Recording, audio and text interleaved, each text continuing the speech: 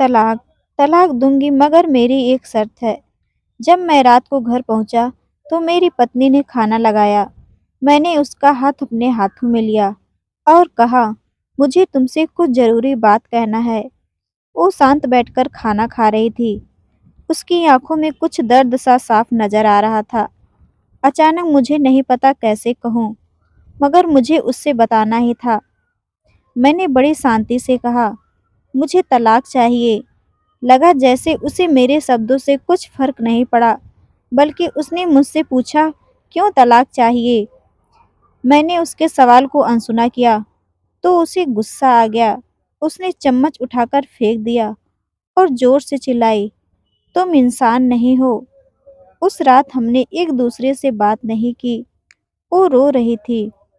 मुझे पता था कि वो जानना चाहती थी कि आखिर ऐसा क्या हुआ जो हमारा रिश्ता टूटने की कगार पर आ गया। पर मेरे लिए उसके सवालों का जवाब दे पाना नामुमकिन था। मैं अब किसी और से प्यार करता हूँ जिसका नाम प्रिया है। अब मुझे उससे प्यार नहीं रहा। मैंने उसे उसके बरसों के प्यार की सजा दी थी। भरे मन से मैंने तलाक के पेपर तैयार किए। उसमें लिखा था कि वह पूरा घर, कार और कंपनी की 30% शेयर ले सकती है इस तलाक के बदले में। लेकिन उसने उन पेपर्स को देखा और उनके टुकड़े टुकड़े कर दिए। वो औरत जिसने मेरे साथ जीवन के 10 साल बिताए थे, वो आज मेरे लिए अनजान हो चुकी थी। मुझे इन 10 सालों का जो उसने मेरे लिए बर्बाद किए, मगर मैं क्या करूं? जो हो चुका था उसे मैं बदल नहीं सकता, क्योंकि मैं किसी और से अपनी पत्नी से भी ज्यादा प्यार करने लगा था। आखिरकार उसके सब्र का बांध टूट गया और वो फूट फूट कर मेरे सामने रोने लगी। मेरे लिए उसका रोना एक तरह से उसकी रिहाई की तरह था। तलाक की ये बात जो कई दिनों से मुझे परेशान कर रही थी, अब बिल्कुल साफ हो चुकी थी। अगले दिन मैं घर काफी लेट आया। मैंने देखा कि वो टेबल पर बैठकर कुछ लिख रही थी। मैंने शाम का खाना नहीं खाया था, लेकिन फिर भी मैं सीधे ऊपर जाकर अपने कमरे में सो गया था, क्योंकि पूरा दिन प्रिया के साथ रहने और कई जगह घूमने के बाद मैं थक गया था। वो शायद रात को उसी टेबल पर लिखते लिखते सो गई थी। सुबह उसने तलाक देने की शर्त बताई। वो मुझसे कुछ भी लेना नहीं चाहती थी। उसे सिर्फ तलाक से पहले 1 महीने का समय चाहिए था। उसने आग्रह किया कि इस महीने में हम दोनों वही पुराना वाला जीवन जिए, जितना संभव हो सके, क्योंकि आने वाले महीने में हमारे बेटे की परीक्षा है। वह नहीं चाहती थी कि हमारे टूटे रिश्ते का प्रभाव उसकी पढ़ाई पर पड़े। मुझे भी यह ठीक लगा, मगर वो कुछ और भी चाहती थी। जैसे शादी के दिन मैं उसे उठाकर अपने शयन कक्ष तक ले गया था, उसी तरह हर रोज 1 महीने तक मैं उसे शयन कक्ष से उठाकर मुख्य द्वार तक ले जाऊं। मुझे लगा यह पागलपन है, मगर इन आखिरी दिनों को थोड़ा अच्छा बनाने के लिए मैंने उसकी यह शर्त स्वीकार कर ली। मैंने प्रिया को अपनी पत्नी की सभी शर्तें बताई। वो हंसने लगी। उसे लगा मेरी पत्नी कितने भी तरीके अपना ले, तलाक होना तय है। मेरी पत्नी और मैं किसी से भी इस दौरान नहीं मिले थे, लेकिन उस दिन जब मैं उसे पहली बार उठाकर गेट तक लेकर गया, तो हम दोनों काफ़ी अजीब महसूस कर रहे थे। पीछे से हमारा बेटा खिलखिलाकर खुश हो रहा था। अगले दिन यह काम थोड़ा सामान्य और आसान हो गया। वह मेरे सीने से लगी थी और मैं उसकी ये खुशबू महसूस कर रहा था। ऐसा लगा जैसे कई दिनों बाद मुझे खुशबू मिल रही थी, या फिर कई दिनों से मैंने उसके होने का महसूस नहीं किया था। पहले जितनी उसमें उकसाव नहीं था और चेहरे पर हल्की झुर्रियां नजर आ रही थी और बाल भी सफ़ेद होने लगे थे। ये वही औरत थी जिसने अपने जीवन के 10 साल मुझे समर्पित किए थे। चौथे दिन जब मैंने उसे उठाया तो वो पुरानी रोमांस लौटने लगी थी। 5वें और छठे दिन वो पुराना प्यार भी जागने लगा। मैंने प्रिया को इस बारे में कुछ नहीं बताया था। अब उसे उठाना और आसान हो गया था। शायद हर रोज ये सब करने का मैं आदी हो गया था। एक दिन वह अपनी पसंद की साड़ी निकाल रही थी, लेकिन कुछ खास नहीं ढूंढ पाई। उसने सांस भरते हुए कहा कि उसके सारे कपड़े बड़े पड़ने लगे हैं।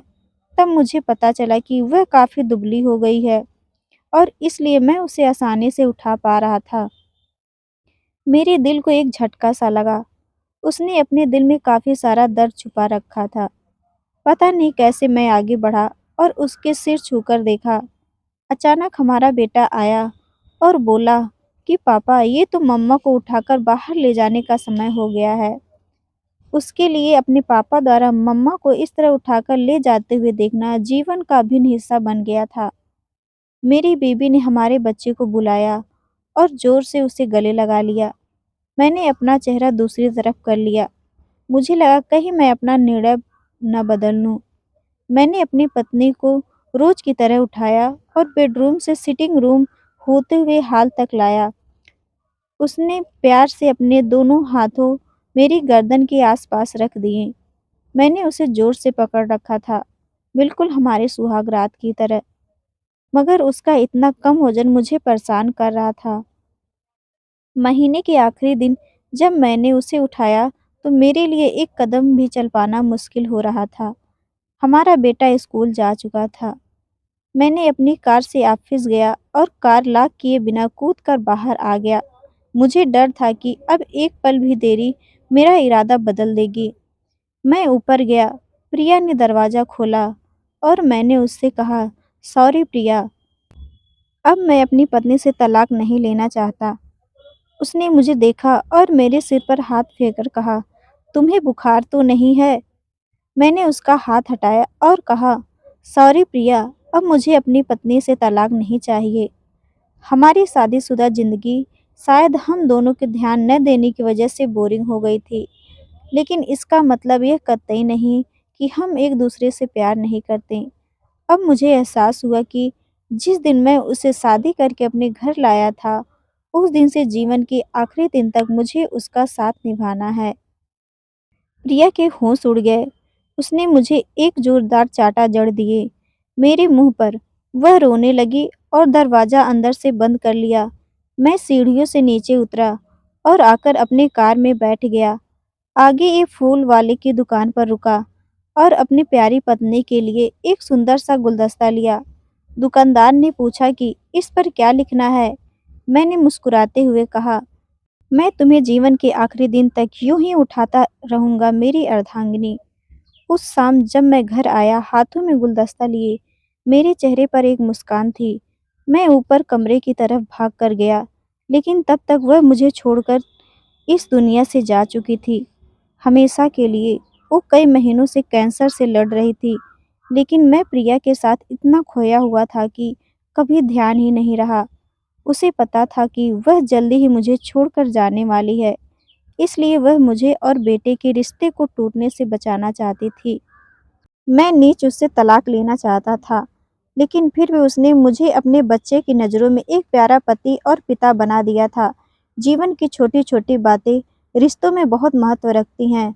बड़ा घर, बड़ी कार और बैंक बैलेंस ये खुशियों का हिस्सा ज़रूर बन सकते हैं, मगर अपनों के बिना इनकी कोई कीमत नहीं।